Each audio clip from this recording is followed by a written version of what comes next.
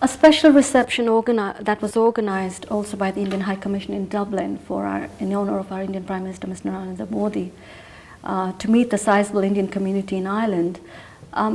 What was it like? Where was it held? And who turned up for this reception? Talisha, this was a very important program for all of us, because we have been watching him on the TV, when he went to Madison Square Garden, when he went to Australia. A friend of mine from Australia, they were very much involved in his community reception program.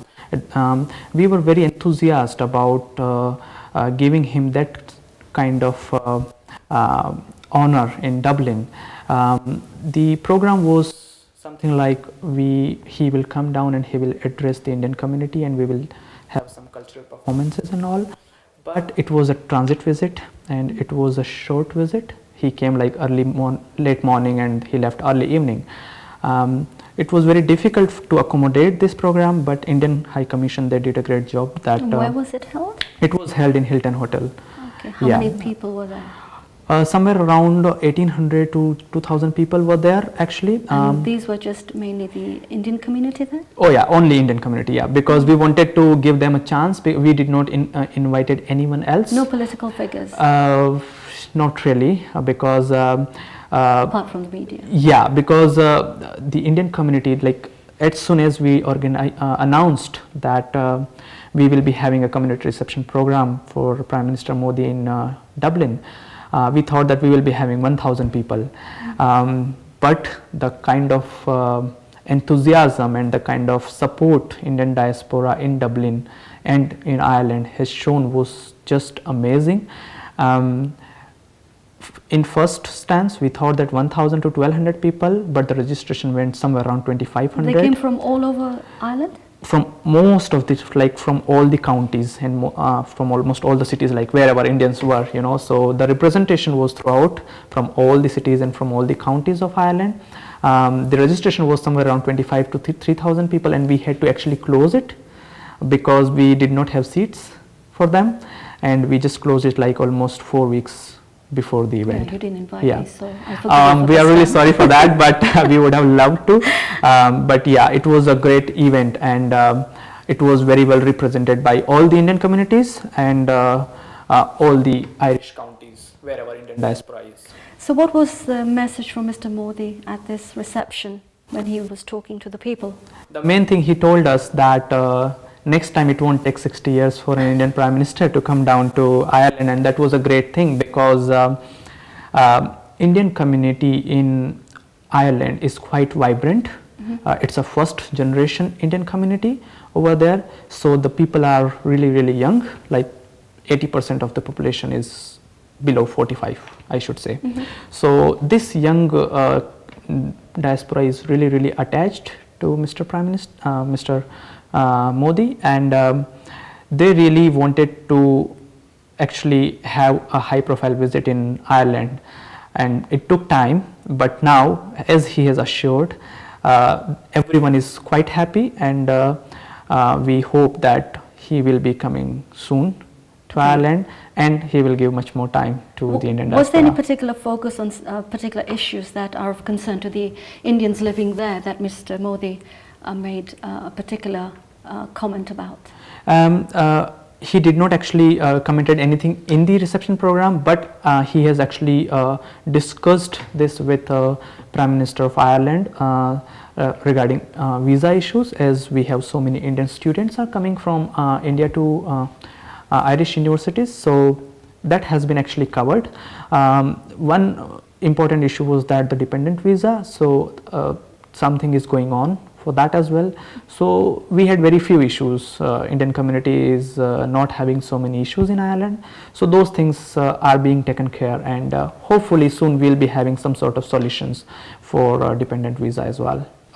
Organize events for them and just keep them united so that whenever needed we will stand for India. So the main agenda is to serve Mother India outside of India. So what sort of events and issues have you dealt with since you've been there as the BJP president? So it's like in 2013, and early 2014, before the elections, like we used to do Chai Pe Charcha, like as our Prime Minister used to do it in India. Charcha. We used to do in Chai Pe Charcha in Dublin as well. It's famous And word around. exactly, yeah, and like not only in Dublin, in other cities as well. And we used to request and Indian voters through social media platforms, through mobile phones. We used to make calls as well, random calls, and convince Indian voters that you should vote for BJP this time, because we definitely need a change in the government, and Prime Minister Modi would be the suitable candidate for this post, as he has already delivered in Gujarat. So that is what we generally do. Now after this election, now we are focusing on how we gonna spread the news, how we gonna spread the message of good governance in Ireland. Like say we used to meet Irish ministers, used to discuss them, how we can work closely, how we can enhance the relations between the two countries. So that is how we generally work. So what level of support have you had from the Indian community there towards the BJP? Oh, it's just How many amazing. members? It's just amazing. I would say, like the very first day when we actually thought of having OF BJP in Ireland, I was the only one who was having this flag standing in the city center. You know, like it was very difficult that during that time that getting support from the people. I started meeting people in temple, in Gurudwara, in shopping centers. You know, like whenever you see Indian, and if he's young, I used to just directly go to him and ask him like, hi, how are you doing? And we used to talk about elections, and some people actually refused to even talk. Some people were because You were nervous. yeah, probably they don't wanted to waste their time and all, you know, like because they used to think that we are not voting and we are not much concerned about all those things. not. Yeah, so it was very difficult in the initial days. But like if I spoke to 10 people, I would definitely have 2 people in my side, you know. So that is how we started building up. And in very first Chai Pe Charcha, I still remember in my first Chai Pe Charcha, we had 6 people in our Chai Pe Charcha, and 5 of them were students. I was the only working person in that meeting, and I still remember like 2 of them are in India now. But in that meeting, we decided that in our next Chai Pe Charcha, we will be having at least 12 people. So what's the membership now? It's just somewhere around more than 1,000 people. The active members, the inactive members, I should say, like the people who support us, like it's quite high. But active members are really good. The number is really good. Now, the BJP is really seen as a nationalist party in India and even abroad. It's been seen as an extremist group in the West, and you know it's been associated as being anti-Muslim party, especially more so before Mr. Modi came to power. So what's the reaction been to BJP in Ireland? The first sentence is really great. Yes, we are a nationalist party, and we should be. It's a great thing. You should have that sort of nationalism in your heart because you are serving Mother India, you know. So we are proud of having BJP as a nationalist party in India, and I would say that I am a nationalist person. I'm every bit nationalist because I believe that that is what I should do. As far as the second sentence is concerned, the same West media was actually running some propaganda against Mr. Modi and the BJP, but it's the final authority is in hands of Indian people who have voted us. So that is the main thing. We are not here or anywhere to answer anyone who is actually not in our jurisdiction. You know, it is not in India. We are definitely responsible to answer Indian people, and Indian people have shown their faith in BJP, whether it's the general elections, whether it's before general election, Madhya Pradesh, Rajasthan, after Chhattisgarh after general elections. It's like Maharashtra, Haryana, Chhattisgarh, Jharkhand. Everywhere we are just winning and winning and winning. So but it wasn't just the Hindus who voted for Mr. Modi. There were other nationalities, Muslims also. oh, voted. of course. I mean, that's what that's what I told you, that this propaganda is being run by some paid media and all, you know, because if you see Mr. Modi's recent yojanas, so many schemes he has actually started. Jan Dhan Yojana he has started. Now, nobody is gonna ask your religion, you know, when it comes to all these schemes. Like, everyone is being benefited. And I was just seeing in the news, there was a Muslim girl who was actually who was having some sort of, I guess, heart problem. I'm not very sure, but she was having some heart problem. And PMO actually, in India.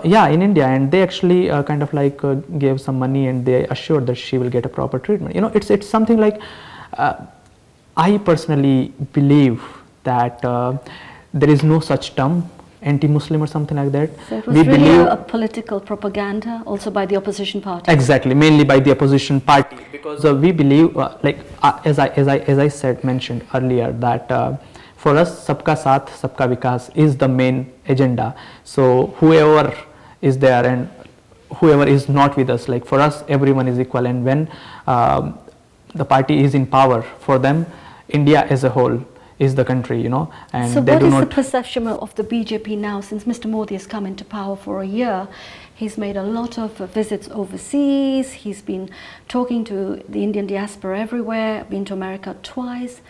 How is the BJP viewed, in your opinion, now? I guess at home he is being he has support of all of us, because these visits are really important. I'll just take this visit as an example of Ireland visit. You know, it had been 60 years, like, nobody visited, and Indian diaspora in Ireland was like feeling like they were just pushed aside, you know. So when Prime Minister Modi came down to Ireland, we got so many new opportunities. Now we are having a direct flight from Dublin to Delhi. We are having new options in trade, new schemes for visa. So many new gates are being opened for business, you know. So this is really important, and it's a duty as well, that if you want to play a vital role in international politics, you should have strong bilateral relations with all the countries. And in order to do that, Mr. Modi is actually visiting all the countries, you know, wherever he believed that country is important for us. So this was a transit visit. He just spent like 6 to 7 hours in Ireland, but he did his job, and that is really important. Not many people in the Asian community tend to hear much about Asians or Indians living in Ireland. You say you have a population of 26,000 Indians living there, of which 16,000 are living in Dublin. In Northern Ireland, there was sectarian violence that has been going on for a long time, and Asians were also affected to some extent.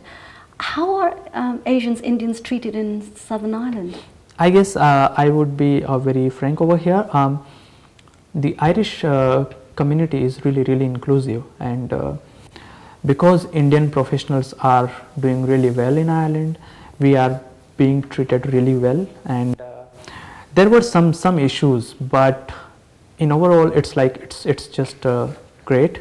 There's no racism? Not really. We had a few issues, but that's just minor things. To be expected. You know? Exactly. You know, it can happen anywhere in the world. Overall, it's a great place to live in. It's a great place to work, and Irish community has kind of like adopted Indian diaspora really well. At the same time, Indian diaspora were really inclusive, and they actually got together. So you have temples, Indian sari shops, Indian restaurants? Everything. How many temples? We had like generally 3 temples over there. Yeah, but I would just give you an example.